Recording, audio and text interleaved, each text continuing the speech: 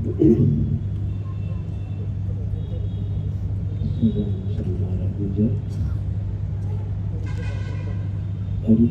સ્વામી મહારાજની જય, આત્મીય સમાજની જય જય જય, દાસમાં દાસ થવાની જય જય જય.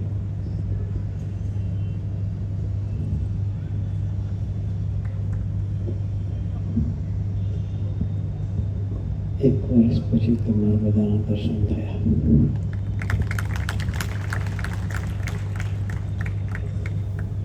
ગઈ સાલ 16મી ફેબ્રુઆરી આપણા દર્શન થયા હતા. આજે ફરી 16મી ફેબ્રુઆરી છે.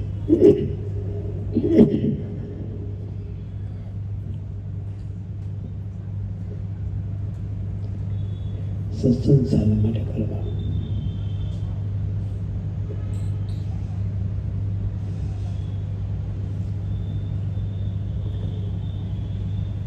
ભગવાન સ્વામિનારાયણના વારસદાર ગુણ્યાદાર સ્વામી હતા.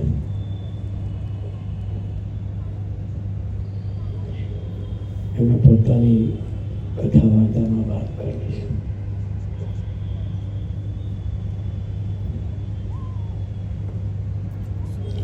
આપણે અંગઠા ભેગા થતા નથી. અંગઠા ભેગા થતા નથી.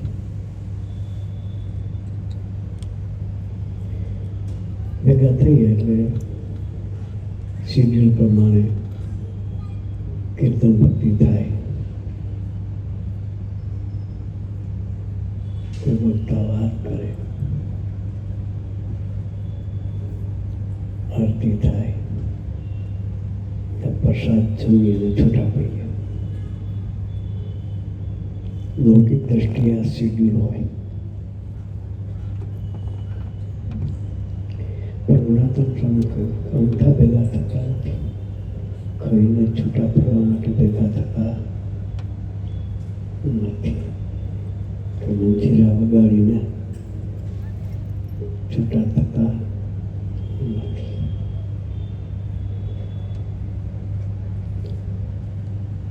પણ ગર્ભવાસ 84 અને યમપુરીના માથે લીટા તાણીએ છે.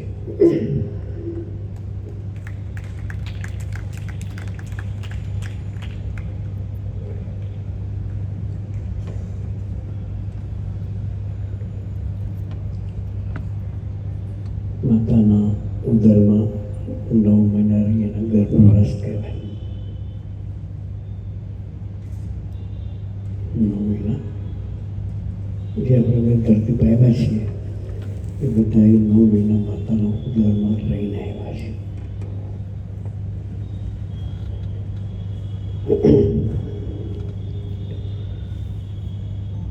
એનું દુઃખ હોય. પેશાબની કોથળીની વચ્ચે આપણે રહેવાનું હોય. શેમાં રહીએ? ગાયનિક ડૉક્ટર હોય એને પૂછો. ગાયનિક ડૉક્ટર હોય એને પૂછો તો ખ્યાલ આવશે કે આપણી ઉદરની અંદર આપણી પરિસ્થિતિ કેવી હોય.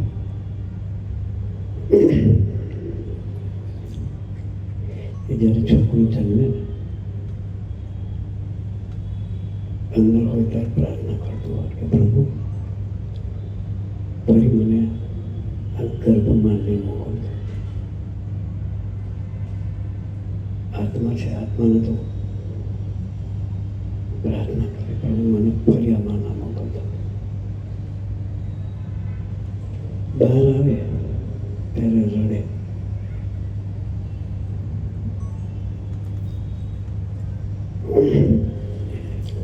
એનો સુર એવો હોય અહીંયા કરે હું અહીંયા તું ત્યાં. અને હું તનો ભક્ત નથી. આ જીવ દશા છે.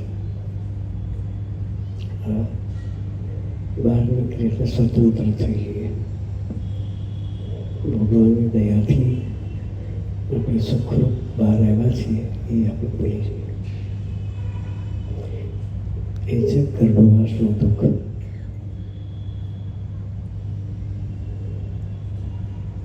બીજું છે 84. 84 તો 84 લાખ જાતની યોની છે.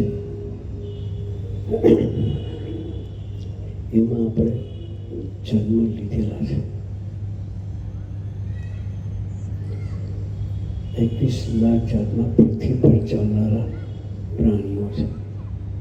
ગાય, ભેંસ, બળદ, ઘોડો, ગધેડો, કૂતરો અને આપણે માનવ બધા એમાં આવી ગયા ચાલનારા. 21 લાખ જાતના હવામાં ઉડનારા છે. મચ્છરથી માંડીને ગરુડ સુધીના બધા જ આવી ગયા. 21 લાખ જાતના જીવ પાણીની અંદર જળચર છે. એમાં નાનો પોર કે ને પોર, એ પોરાથી માંડી અને મોટા મોટા મગરમચ્છ આ સુધી બધા જીવ આવી ગયા. 1 લાખ જાતના વનસ્પતિ છે. કેટલી જાતની વનસ્પતિ છે, દરેકમાં જીવ છે. એ 84 લાખ જાતની યોની છે. ગુણાકાર કહ્યું ગર્ભવાસ 84 અને યમપુરી એના માટે લીટા તારી સંખ્યા ભેગા થતા નથી. યમપુરી એટલે શું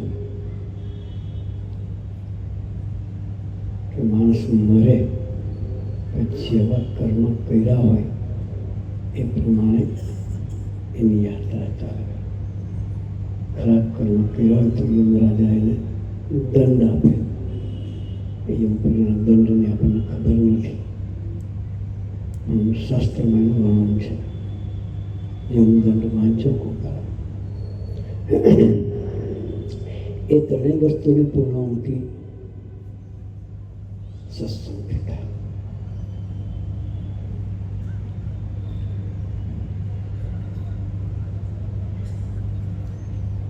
એ જન્મનો રોગ ટળે કેવી રીતે?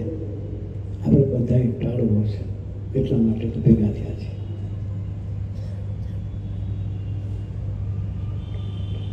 અમારા ગુરુજી સ્વામીજી કહેતા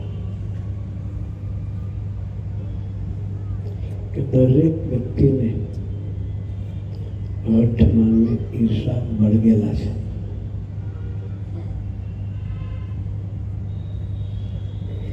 એ આપણને જન્મ લેવડાવે છે.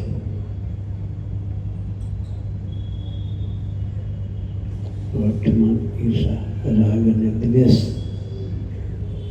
એ વસ્તુ આપણને જન્મ લેવડાવે છે. એમાંથી મુક્તિ મેળવવી છે. એના માટે સત્સંગ કરવાનો.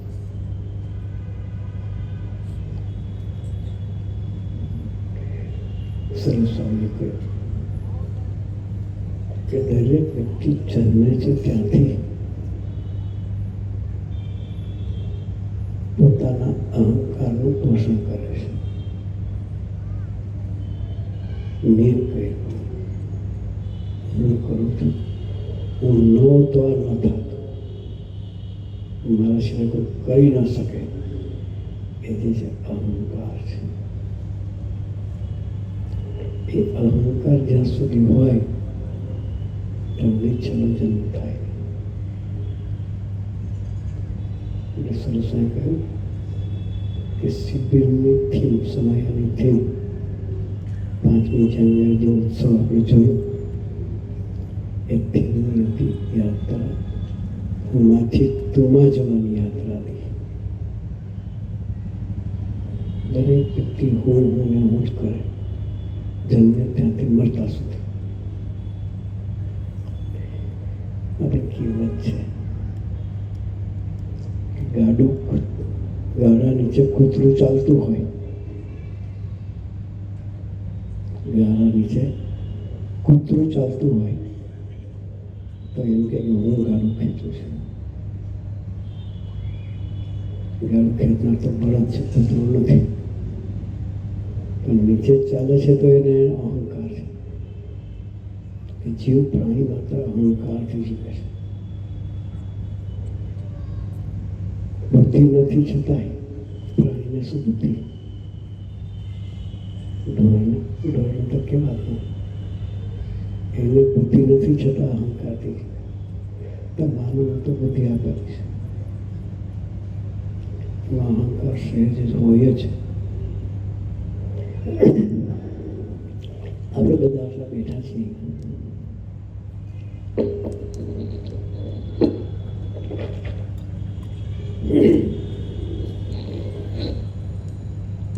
આપણા ફોટોગ્રાફર ભાઈઓ ફોટા પાડે છે. કદાચ કોઈ શોટ લીધો, એ ફોટો આપણા હાથમાં આવ્યો, આપણને મળ્યું કોપી એક, એમાં શું જોઈશું આપણે? હું ક્યાં બેઠો છું? કોને શોધીશું કે મારા મિત્ર ક્યાં બેઠા છે, મારા કાકા ક્યાં બેઠા છે? નહીં જોઈએ, હું ક્યાં છું. દરેક વ્યક્તિ પોતાની જાતને શોધશે. એ અહંકાર છે, સૂક્ષ્મ અહંકાર. કોઈને ખબર ના પડે પણ એ જ જન્મ લેનાર છે. એ અહંકારમાંથી બહાર નીકળવાની યાત્રા એટલે સત્સંગ. એક દિવસમાં ન નીકળે, ધીરે ધીરે ધીરે ધીરે જેમ જેમ શબ્દો પડે એને એમ તમારું અંતર શુદ્ધ થાય. એક દિવસે ના થાય. સ્કૂલમાં એક દિવસે જ્ઞાન નથી મળતું. પેલા એકડો ઘૂંટાવે, સ્કૂલમાં જઈએ, પેન પકડતા બી ન આવડતી હોય, મમ્મી કે ટીચર પેન પકડાવે, પછી આમ કરી એને ઘૂંટાવે એકડો. ત્યારે માં જ આપણે એકડો ઘૂંટીએ. એ એકડો જે ઘૂંટ્યો છે આખી જિંદગી એકડા ઘૂંટવો પડે, ભૂલી ના જવાય.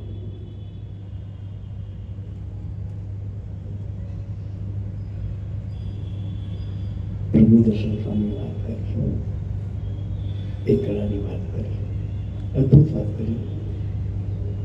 મીંડુની કિંમત શું નથી, પણ એકડો જોડે બેસી ગયો તો 10 ગણી કિંમત થઈ. એકડાને એકડો કાયમ જો રાખીએ તો આપણી કિંમત વધતી જાય. જીવનમાં એક મંત્ર જે પકડાઈ જાય એ કરો છો કે મારે સુખી થવું છે, મારે આત્મીય થવું છે, મારે દાસ થવું છે. એ કરો છો. દરેક વ્યક્તિએ એકડો ખોટો પડે. સ્કૂલમાં ગોટાયો એકડો મરતા સુધી પકડ્યા ખોટો જીવનનું લેશો.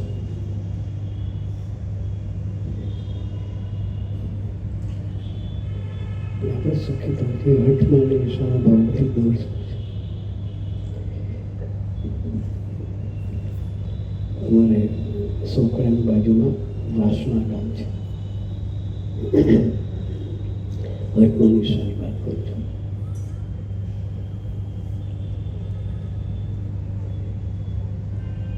ત્યાં 100 એકર જમીન છે. ગામમાં ગૌશાળાની જમીન હતી. એ ગોચર કે ને, ગોચરની જમીન.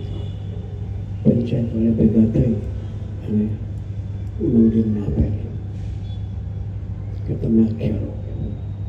એકદમ કોતર લેન્ડ, નદીના કોતરો ઊંડા ઊંડા એવી જગ્યા.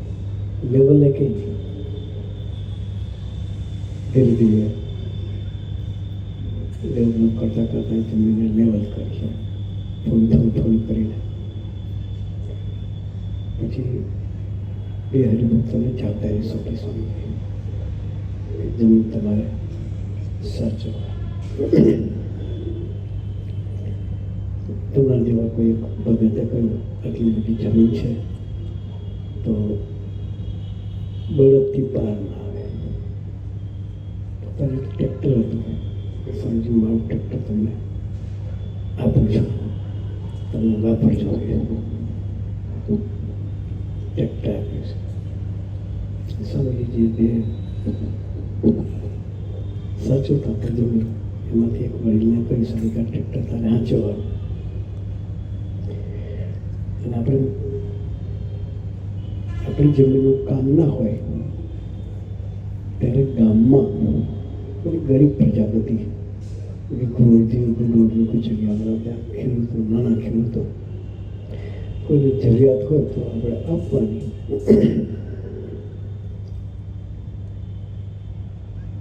એ પાસે ભાડું નહીં લેવાનું. એ કદાચ કોઈ સારો હોય આપી શકે હોય તો કેમ થોડું ડીઝલ નાખી આપીએ. ડીઝલમાં હકીકત છે કામ કરે થોડું ડીઝલ જે થાય એટલું આપવું પડે. એ વ્યવસ્થા હોય કેવાનું કે તારે ડીઝલ ભરી આવે છે ટ્રેક્ટરમાં. અને એ રીતે પેલા ટ્રેક્ટર સમજીશો. હું 8મા નિશાની વાત કરું છું, ટ્રેક્ટરની વાત નથી કરતો. અને ટ્રેક્ટર સાચવવા માટે પકડ ના આપી સાચું છે. જે કંઈ હોય મેન્ટેનન્સનું ધ્યાન આપવું, કોઈને જોતું હોય તો આપણે આપવાનું. મેન્ટેનન્સ રાખે ટ્રેક્ટરને. ગામ મંદિરનું કામ ના હોય ત્યારે ગામમાંથી કોઈ માગતો આવે તેને આપે. વાત કરી સૂચે છે કે તમારાથી પૂરી શકે તો ડીઝલ પુરાવો. કોઈ પુરાવે કોઈ ન પુરાવે. એમાં એક વડીલ હતા ગામના ખેડૂત. એને પોતાની જમીન મોટી હતી, 15-20 વીઘા જમીન હશે. એ ટ્રેક્ટર લેવાય. 15-20 વીઘા જમીન હોય તો ડીઝલ તો પુરાઈ શકે ને. મફતનું મળતું તો બધા ઉપયોગ કર્યો. એને ટ્રેક્ટર માંગ્યું. એ વડીલો તો એ જાણે કે આને વ્યવસ્થા છે પોતાની. કોઈ ટ્રેક્ટર સ્વામી આજ્ઞા કરે ના તો પડાય નહીં, સારું પણ લઈ જાઓ. 2-3 વખત વહેલી જ્યારે જરૂર પડી ત્યારે ટ્રેક્ટરને આપ્યું. ખેડવા માટે આપે, ખાતર કાઢવા માટે આપે, બધી રીતે આપે. પાછા એમનો મિત્ર જેવા પેલા કહે ખરા કે ભગત ડીઝલ પુરાવજો, સ્વામીને આજ્ઞા છે. તો ડીઝલ આપો. પછી એક દિવસ સ્વામીજી મંદિરે બેઠા હતા, બધા દર્શન કરવા ગયેલા. જે કાકા ટ્રેક્ટર લઈ જતા હતા સ્વામીજી પેલા ભગતના જવાબદારી સોંપાઈ. ટ્રેક્ટર હાથીને પૂછ્યું કે ટ્રેક્ટરની કન્ડિશન કેવી છે, મેન્ટેનન્સ કેવું, બધી ચાલે છે કે. પછી આપણે જરૂરિયાત ન હોય ત્યારે કોઈને આપો છો કે. સજેસ્ટ પૂછ્યું ગામમાં કોઈને જરૂરિયાત તો આપવાની. એવું કહ્યું તો પૂછ્યું આપણું ફ્રી હોય તો કોઈને આપો છો ત્યારે કે આ સ્વામીજી કોઈ બી લેવા ક્યારેય કોઈને ના નથી પાડતા. સારું સારું સારું. તો પેલા જે કાકા એ જોડે જ ગયેલા હાથે, એને ટ્રેક્ટર લઈ ચાલો લઈ ગયેલું, ડીઝલ પુરાવેલું નહીં. એ કાકાએ અવળી ફરિયાદ કરી કે સ્વામીજી આ પોતાના ખેતરમાં ટ્રેક્ટર ફેરવા કરે છે, અમને નથી આવતો. શું કે અને આપણે આપતા હોય ઉપરથી ડીઝલ બી બધા ભરાયું ના હોય, ઉપરથી અવળી ફરિયાદ કરતા આપણું શું થાય? મગજ જાય હો. પેલા કાકાએ ફરિયાદ કરી ઉઠાડી કે સમજી આ પોતાના ખેતરમાં ટ્રેક્ટર ફરે ફરે કરે છે, મને કદી આવતો નથી. કે મેં ઘણી વખત માગ્યું પણ એક વખત નથી આવ્યું. પેલા ભાઈ ધીરે કહ્યું કાકા સ્વામીજી આગળ તો સાચું બોલો, દુનિયા આગળ જોઠો શું ચાલશે.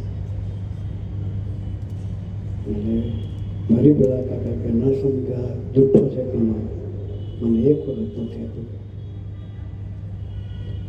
પાછા એ બી દરબાર હતા. એટલે દરબાર હોય કોઈ શાંત રહ્યા બિચારા. બીજી બધા કહ્યું એટલે ધીરે સેજ મોટા હોય કાકા તમને 2-3 વખત ટ્રેક્ટર આપી, એક વખત ખેડવા આપ્યું, એક વખત ખાતર કાઢવા આપ્યું. પછી વચ્ચે એક વખત લઈ ગયા હતા કે 3-4 વખત આપ્યું છે. થોડો ટોપ હાઈ ટોપ થઈ ગયો. છતાં મર્યાદા મારી ન બોલતા હતા. તમે સ્વામી આગળ તો જૂઠું ના બોલો કે તમે નાના કે સ્વામી જૂઠો છે એમને બનાવો તો આટલું કીધા પછી કે જૂઠું છે. પછી થોડા પેલા કડક અવાજે પેલા મોટેથી પેલા બોલ્યા હતા ને ભાઈ એટલે સ્વામીજીએ એને કહ્યું કેમ મોટેથી બોલ્યો કે માફી માગ. હવે વાંક એનો અને માફી મારે માગવાની એવો. એટલે સંત માફી માગ પેલા સ્વામી કીધું એટલે પગે લાગે કાકા મને માફ કરશો કે મોટેથી બોલ્યો જ કેમ કહેતો. પછી સ્વામી કે એવું નહીં કે પછી બે તમાચા મારી લાગે મર્યાદા રાખવાની કે તારા કરતાં મોટા છે કે વિવેક રાખવાનો બે તમાચા તોડી દીધા સ્વામીજી. પછી હેત હતો એ તો લોકો એને તમાચું ભરાય નહીં. પોતાના હોય એની પર અધિકાર થાય એટલે સ્વામીજી તમાચું બંધ કર્યો ઘેર લઈ જા શીરો પૂરી બે શાક બનાવીને જમાડો. હવે ગુનેગાર એને ઘેર લઈ જવાનું અને પાછળ ઉપરથી શીરો પૂરી બે શાક બનાવીને જમાડવાના ભજીયા બનાવીને. એ કયો ન્યાય? આપણને ન્યાય લાગે? આપણે સાચા હોય એટલે જૂઠાને શીરો ખાવાનું થાય તો ને ઉપરથી બે તમાચા ખાવાના. તમાચા ખાધા પછી એને શીરો ખવડાવો. આ ગાંડી કોટ કહેવાય. શું કહેવાય? આ કેવી કોટ કહેવાય? ગાંડી કોટ. ભગવાનની કોટ ગાંડી જ હોય. હો પણ એક કાંકરે બે પક્ષી મારતા હોય. એક કાંકરે બે પક્ષી મારે એ ભગવાનની કોટ છે. પેલાને મોકલો કે જા શીરો બનાવીને જમાડ જગ્યા લઈ જા બે શાક બનાવ ભજીયા બનાવ પૂરી બનાવ. પછી કે બે પાટલા નાખજે કે એક પાટલા પર કાકાને બેહાડજે બીજા પાટલા પર થાળી મૂકજો કે વીઆઈપી ટ્રીટમેન્ટ. ચોરને ગુનેગારને વીઆઈપી ટ્રીટમેન્ટ આપવાની હોય. મગજ માને નહીં હો. પછી સ્વામી આજ્ઞા કરી એટલે બંને ત્યાંથી વિદાય થાય મંદિરેથી. 5 કિલોમીટર થાય ગામ પાસના ગામ સોખડાથી. ગામડાના ગરીબ ભાઈ બોલતો એટલે ત્યાં બધી વ્યવસ્થા ના હોય, બેસન ના હોય, ભજીયા બનાવ હોય તો એ હોકડા ગામમાંથી લેવું પડે. બધું ત્યાંથી ગામમાંથી થોડો સોજી લીધી. ઢોર હોય એટલે કદાચ ઘીતો હોય એટલે શીરો બની જાય. સોજી લીધી, બેસન લીધું ભજીયા બનાવવા માટે. ઘેર પહોંચ્યા. ઘરવાળીને કહ્યું કે શીરો પૂરીને ભજીયા બનાવો, બે શાક બનાવો. ઘરે મહેમાન આવ્યા છે. મહેમાન કોણ હતા તો પોતે જાણતા બનાવ્યા. તૈયાર થયું એટલે સ્વામી આજ્ઞા કરી બે પાટલા મૂકવાના. એક પાટલા પર બિહાડવાનું, બીજા પાટલા પર થાળી મૂકવાની. અમે બેન જમાડજે કે શીરો પૂરી ભજીયા થયા હતા એટલે કાકાને બોલાય, કાકા પધારો.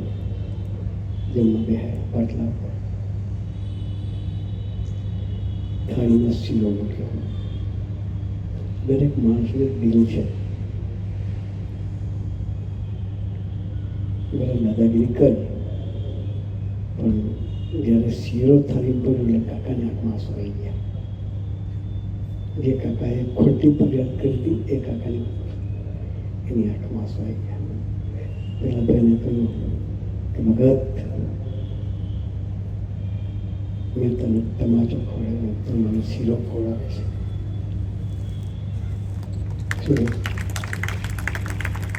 મેં તને તમાચો ખવડાવ્યો, જૂઠું બોલ્યું.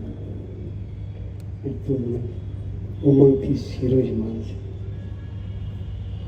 ત્યારે પેલા જે ભગત જેને શીરો બનાવીને જમાડ્યા એ ભગતે કહ્યું કે તમે મને તો ઓળખો છો, મારો સ્વભાવનું તમે જાણો છો.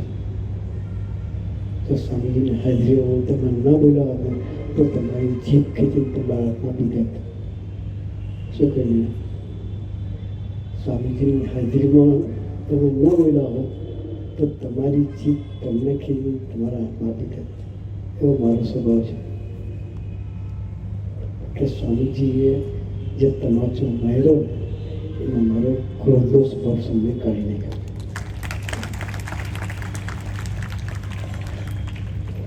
ત્યારે પહેલાં કાકાએ રડતા રડતા કહ્યું કે તારો તમાચો મારી કાઢ્યો,